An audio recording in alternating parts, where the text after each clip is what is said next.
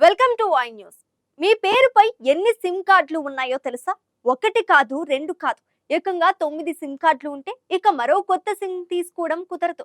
August 24, 2026 నుంచి దేశవ్యాప్తంగా SIM కార్డుల నిబంధనలను కేంద్ర ప్రభుత్వం మరింత కఠినంగా అమలు చేయనుంది. ఇప్పటికే అమల్లో ఉన్న సిమ్ పరిమితిని టెలికాం కంపెనీలు తప్పనిసరిగా పాటించేలా డిపార్ట్మెంట్ ఆఫ్ టెలికమ్యూనికేషన్స్ డిఓటి కొత్త మార్గదర్శకాలు జారీ చేస్తుంది.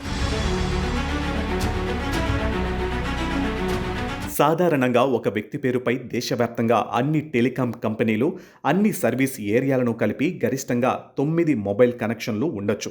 అయితే జమ్మూ కాశ్మీర్, అస్సాం, ఈశాన్య రాష్ట్రాలలో ఈ పరిమితి 6 సిమ్ములే.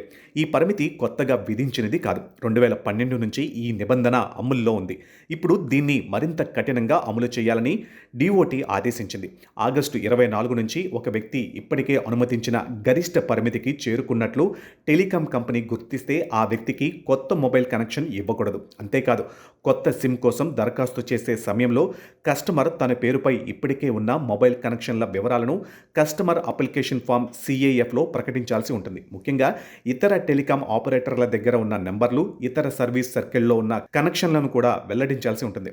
ఇక్కడే కేంద్రం తీసుకొచ్చిన డిజిటల్ ఇంటెలిజెన్స్ ప్లాట్ఫామ్ DIP కీలకంగా మారనుంది. వివిధ టెలికాం కంపెనీలు అందించే సబ్స్క్రైబర్ డేటాను ఆధారంగా చేసుకుని ఒక వ్యక్తి పేరుపై ఎన్ని మొబైల్ కనెక్షన్లు ఉన్నాయో గుర్తించేందుకు ఈ ప్లాట్ఫామ్ను ఉపయోగిస్తున్నారు. అంటే జియోలో 3, ఎయిర్టెల్లో 3, విఐలో 2, BSNLలో 1 ఇలా వేరువేరు కంపెనీల్లో ఉన్న మొత్తం 9 కనెక్షన్లు ఉంటే మరో కొత్త సిమ్ తీసుకోవడం కుదరదు.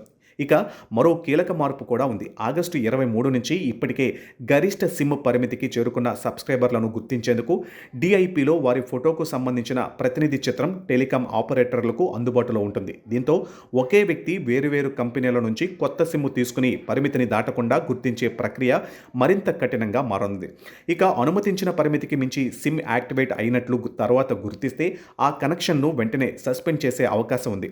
DOT మార్గదర్శకాల ప్రకారం అవసరమైన సాంకేతిక వ్యవస్థలు పూర్తిగా అమల్లోకి వచ్చే వరకు పరిమితిని దాటి యాక్టివేట్ అయిన కనెక్షన్ను ఒక రోజు వరకు వెంటనే నిలిపివేసి సమస్య పరిష్కారం అయ్యే వరకు సస్పెన్షన్ కొనసాగించే విధానం ఉంటుంది. టెలికాం కంపెనీలు ఈ కొత్త అమలు విధానాలకు సంబంధించిన అవసరమైన వ్యవస్థలను నవంబర్ 30, 2026 లోపు అనుసంధానం పూర్తి చేయాల్సి ఉంటుంది. అంటే దేశంలోని అన్ని టెలికాం ఆపరేటర్లు సబ్స్క్రైబర్ల సిమ్ వివరాలను మరింత సమగ్రంగా పరిశీలించే వ్యవస్థను ఏర్పాటు చేయాల్సి ఉంటుంది.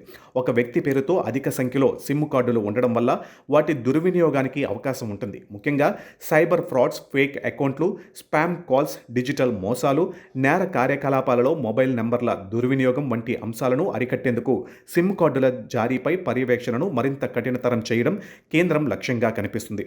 మీ పేరుపై ఎన్ని సిమ్ కార్డులు ఉన్నాయో ఒకసారి చెక్ చేసుకోవడం మంచిది.